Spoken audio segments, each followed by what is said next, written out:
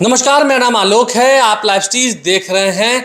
हम आज बात करेंगे 2024 से पहले जो चिराग पासवान दावे कर रहे हैं उन दावों को लेकर। उन्होंने आज बड़ी बात कही है। देखिए, लोजपा रामविलास के राष्ट्रीय अध्यक्ष हैं, रामविलास पासवान के बेटे हैं, उनके उत्तराधिकारी हैं। और एक तरफ जहां पशुपति पारस हैं, केंद्रीय मंत्री उनके भाई हैं, वो कहते हैं कि राजनीतिक उत्तराधिकारी मैं हूं। वहीं चिराग पासवान ने भी आज बड़ी बात कही है कि उन 6 सीटों पर लोजपा रामविलास चुनाव जरूर लड़ेगी जिन 6 सीटों पर 2019 में चुनाव लड़ी थी। उस वक्त रामविलास पासवान जीवित थे, अब तो वो नहीं है। हमारे साथ जर्नलिस्ट गैसो मौजूद हैं। चिराग पासवान तो चुनाव लड़ेंगे, हाजीपुर से काफ़ी दिनों से चर्चा हुई थी। अब उनकी माँ रीना पासवान भी चुनाव लड़ेंगी क्या? देखिए आलोक, जो सवाल आपने किया रीना पासवान चुनाव लड़ेंगी क्या, जब से यह चर्चा शुरू हुई है अंदर खाने में और बहुत सारी चर्चाएं शुरू हो गई हैं। आपको पता ही है कि आजकल चाचा भतीजे के बीच रिश्ता क्या है, बहुत खराब है, बहुत खराब है। तो चिराग पासवान हाजीपुर से मतलब पशुपति कुमार पारस को पैदल करने की तैयारी है।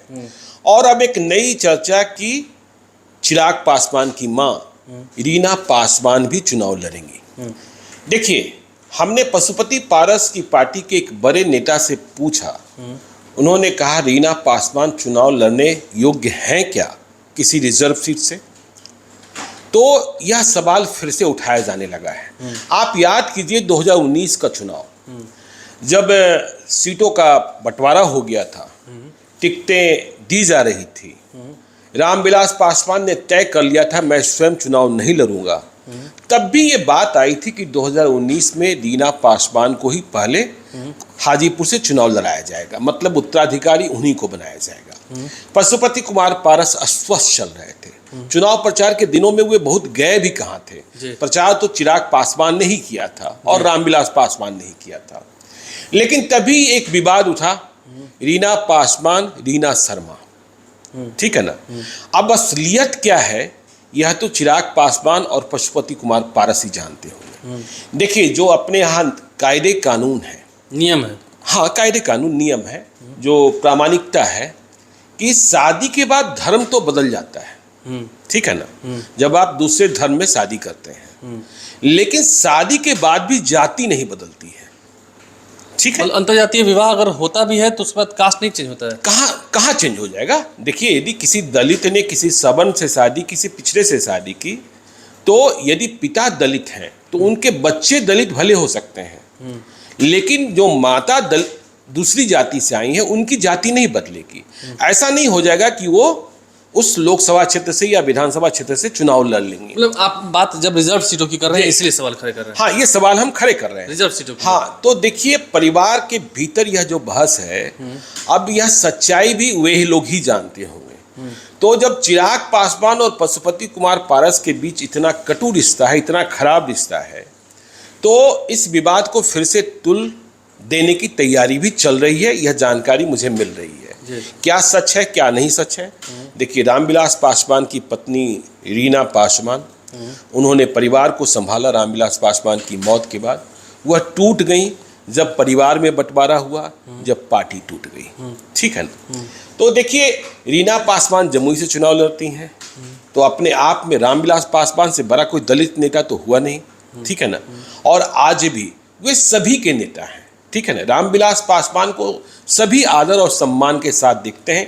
इसलिए याद कीजिएगा कि जब हाजीपुर से वे चुनाव हार गए 2009 में, तब भी राजनीतिक प्रतिद्वंद्विता होने के बावजूद लालू यादव ने उन्हें राज्यसभा भेजा और दिल्ली का बंगला बचा दिया था, ठीक है ना। अब देखिए, दूसरी बात जो आपने कहा थी कि चिराग पासवान ने कह दिया कि सभी 6 लोकसभा क्षेत्रों में जहां हम 2019 में लड़े थे वे लड़ेंगे। तो इसका मतलब जमुई और हाजीपुर भी है, हाजीपुर, समस्तीपुर भी है। समस्तीपुर, अब देखिए, चचेरे भाई प्रिंस राज से क्या रिश्ता है, तो पशुपति कुमार पारस को क्या पैदल करेंगे हाजीपुर से, प्रिंस राज को क्या पैदल करेंगे समस्तीपुर से, या फिर प्रधानमंत्री की पंचायत पर, गृह मंत्री की पंचायत पर एका हो जाएगी, समझौता हो जाएगा। यह बात भी समझने की है। और जब एका होगा तो फिर पशुपति कुमार पारस या रीना पासवान, यह सवाल पैदा होगा। अब देखिए, बाकी 4 लोकसभा क्षेत्रों की बात कर लें, नवादा, वैशाली, खगड़िया, ठीक है ना, बाकी 3 लोकसभा क्षेत्रों की। तो खगड़िया में महबूब अली कैसर कभी इधर होते हैं, कभी उधर होते हैं, सिवैया देने भी जाते हैं जी। तो महबूब अली कैसर को चुनाव लड़ना है। आज की तारीख में वो पशुपति पारस की जो लोजपा है उसके सांसद हैं, ठीक है ना। तो चिराग पासवान क्या उन्हें स्वीकारेंगे? नहीं स्वीकारेंगे। महबूब अली कैसर के बेटे आरजेडी के एमएलए हैं। तो यदि खगड़िया लड़ने जा रहे हैं तो महबूब अली कैसर किधर किस नाव पर होंगे यह देखने की बात होगी। और यदि वे चिराग पासवान की नाव पर सवार नहीं होते हैं तो वहां किसे उम्मीदवार बनाएंगे यह समझने की बात होगी। अब देखिए, चिराग पासवान की पार्टी में अरुण कुमार है, पूर्व सांसद, जहानाबाद से जीते थे 14 वाले चुनाव में। और जब पिछले दिनों एनडीए अलायंस की बैठक हुई तो चिराग पासवान अपने साथ उन्हीं को लेकर गए थे। तो यह मान लिया गया कि वे नंबर 2 हैं जी। और यह चर्चा भी शुरू हो गई कि अरुण कुमार जहानाबाद के प्रत्याशी होंगे जी, ठीक है। लेकिन जब चिराग पासवान कह रहे हैं कि 2019 की सभी 6 सीटें, तो कोई एक्स्ट्रा सीट तो मिलनी नहीं है। यहाँ तो सीटें कम होने की बात हो रही थी, या दोनों पार्टियों के बीच, दोनों लोजपा के बीच 6 सीटों की बात हो रही थी। तो अरुण कुमार क्या जहानाबाद नहीं लड़ रहे हैं? यह बात भी, क्योंकि देखिए 6 सीटें वो भी मिल जाएं और जहानाबाद भी मिल जाए, यह संभव नहीं है। या तो चिराग पासवान को कुछ सीटें छोड़नी होगी और नहीं तो फिर जहानाबाद की बात नहीं करनी होगी। तो देखिए नवादा की बात, नवादा 2019 में भी अरुण कुमार लड़ना चाहते थे, ठीक है ना।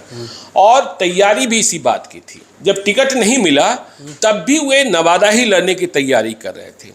लेकिन जहानाबाद के भूमियारों ने उन्हें बुला लिया जब वहां चंदेश्वर प्रसाद चंद्रवंशी को एनडीए अलायंस का उम्मीदवार बना दिया गया और राजद से आ गए सुरेंद्र प्रसाद यादव। तो अरुण कुमार को यह लगा कि भूमिहारों का जो क्षेत्र है जहानाबाद, उसे बचाने के लिए हमको जहानाबाद आना चाहिए। लेकिन वे स्वयं भी हार गए और सीट भी नहीं बची। देखिए नवादा में सांसद हैं अभी चंदन सिंह, और चंदन सिंह है सूरजभान सिंह के भाई। तो आप चंदन सिंह और सूरजभान सिंह को इग्नोर नहीं कर सकते हैं बिहार की राजनीति में। बीजेपी भी इग्नोर नहीं कर सकती, और खासकर भूमियारों की राजनीति। हाँ, बीजेपी भी इग्नोर नहीं कर सकती है। बीजेपी भी इग्नोर नहीं कर सकती है। तो नवादा चंदन सिंह जो हैं वो भी अभी पशुपति पारस की पार्टी के सांसद हैं। तो क्या वह सीट भी छीनेंगे चिराग पासवान? और छीनेंगे भी तो देखिए यह तय है कि चंदन सिंह वहां उम्मीदवार होंगे, चाहे गठबंधन चाहे जो भी हो, ठीक है ना। तो वहां किस तरीके से लड़ाई की सूरत बनती है यह चर्चा हम बार बार की परिस्थितियों पर देखा जाएगा। यह चर्चा हम बार बार कर चुके हैं कि नवादा और मुंगेर का जो चुनावी गणित है या जो चुनावी रसायन है वह बहुत कुछ। लेकिन इस बात का भी ध्यान रखिएगा कि राज्य सरकार ने अभी राजवल्लभ यादव को पेरोल पर दिया है, पेरोल पर छोड़ा है। तो वे क्या बाहर निकलकर गुल खिला रहे हैं? इधर जब भूमियार पॉलिटिक्स की आप बात करते हैं तो हम यह सुन रहे हैं, सभी को पता चल ही चुका है कि 5 नवंबर को बेगूसराय में भूमियारों की महापंचायत होने जा रही है। राष्ट्रीय जनजन पार्टी आशुतोष कुमार उन्होंने इसका आयोजन किया है और बेगूसराय भूमियारों का घर तो माना ही जाता है चुनाव के पहले, और कहा जा रहा है कि बिहार भर के भूमियार वहां जुटेंगे। देखिए आशुतोष कुमार की क्या ताकत है इस पर अभी हम नहीं जाते हैं, लेकिन हाँ भूमियारों के बीच पहचान बन चुकी है। और जब पहचान बनती है तो अगला कदम राजनीति ही होता है। तो 5 नवंबर को भूमियारों की पंचायत बेगूसराय में होने वाली है। वहां भी क्या फैसले लिए जाएंगे यह देखने की बात होगी। अब देखिए वैशाली सीट की बात करते हैं। बीना देवी सांसद हैं, दिनेश प्रसाद सिंह की पत्नी। दिनेश प्रसाद सिंह अभी खबरों में है मुजफ्फरपुर को लेकर। तो बीना देवी पशुपति पारस की पार्टी के ही सांसद हैं। जब विभाजन हुआ पार्टी का 5 सांसद जो अलग हुए, तो बीना देवी भी उधर गई। लेकिन बीना देवी लगातार चिराग पासवान से मिल रही हैं। दिनेश प्रसाद सिंह जेडीयू के एमएलसी हैं। दिनेश प्रसाद सिंह सभी पार्टियों से अपने रिश्ते अच्छे रखते हैं। और आपको याद होगा कि 2019 में बीना देवी ने रघुवंश प्रसाद सिंह को हरा दिया था।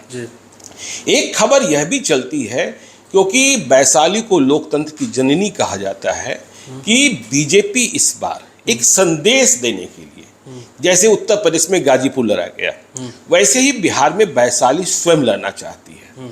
वैशाली यदि बीजेपी स्वयं लड़ना चाहती है तो यह सीट चिराग पासवान या पशुपति पारस को कहां से मिलने जा रही है, इस बात पर भी मंथन करना होगा। और देखिए मुजफ्फरपुर में इधर के दिनों में जो घटनाएं हुई हैं और जिस तरीके से विवादों में दिनेश सिंह घिर गए हैं, देखिए बीना देवी तो इसलिए हैं कि दिनेश सिंह है, बीना देवी इसलिए हैं कि दिनेश सिंह उनके पति हैं। बीना देवी की कोई अपनी पहचान तो है नहीं, ठीक है ना। सांसद हैं नहीं, सांसद हैं लेकिन पहचान तो उनके कारण है ना। तो इधर का जो माहौल बना हुआ है मुजफ्फरपुर, जिसे भूमियार गढ़ मानते हैं, कि वैशाली में बीना देवी आती हैं तो भूमियारों का कोप भी झेलना पड़ सकता है।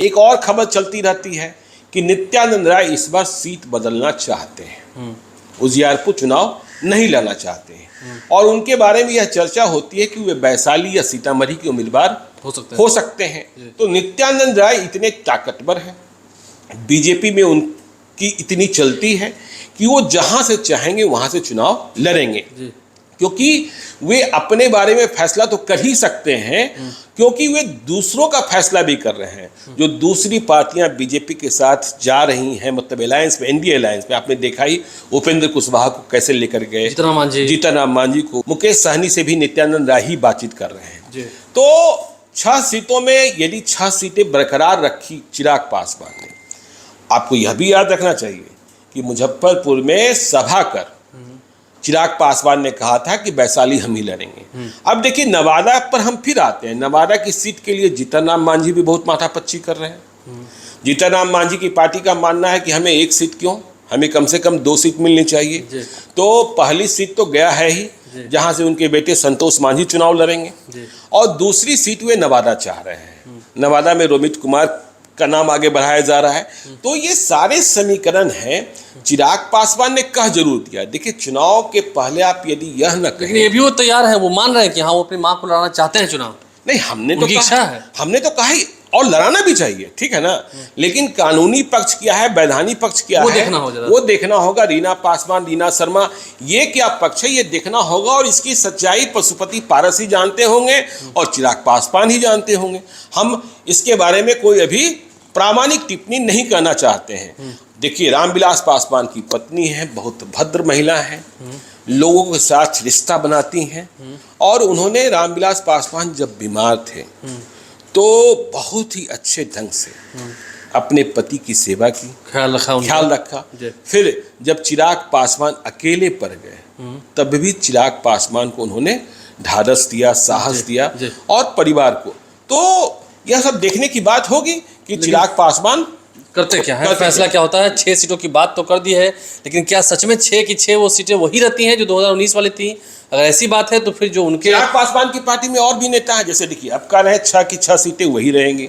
अब राजू तिवारी एकदम वाल्मीकि नगर से लड़ने के लिए उनकी पार्टी के प्रदेश अध्यक्ष हैं, वे तैयार हैं। तो जब पुरानी 6 सीटें ही ले रहे हैं तो नई सीटों की तो बात ही नहीं। जो नए लोग हैं, जो इर्द गिर्द वाले लोग हैं, फिर उनका क्या होगा, उनकी उम्मीदों का क्या होगा, तो देखना होगा। अगर 6 की 6 सीटें हैं, लेकिन अगर सीटें बदल रही हैं तो फिर बात अलग है। रेणु कुशवाहा है, वो खगड़िया से लड़ना चाहती हैं, ठीक है ना। हुलास पांडे के घर में एक हादसा हो गया, मतलब बहुत ही दुखद खबर है, वे भी चुनाव लड़ना चाहते हैं। तो क्या होगा जब पुरानी सीटों पर ही लड़ेंगे, तो फिर जो नए नेता हैं उम्मीद में बैठे हुए हैं, उनका क्या होना है, ये भी देखना होगा। चिराग पासवान क्या निर्णय लेते हैं, क्योंकि 6 सीटों की बात तो कर दी है, लेकिन 6 की 6 सीटें क्या वही 2019 वाली होती हैं या सीटें बदलती हैं, ये देखना होगा। परिस्थितियां क्या होती हैं और परिस्थितियों के अनुसार मौका किन्हें दिया जाता है, ये भी देखना होगा। हमारे चैनल को सब्सक्राइब कर लें, साथ साथ फेसबुक पेज भी लाइक करें। धन्यवाद।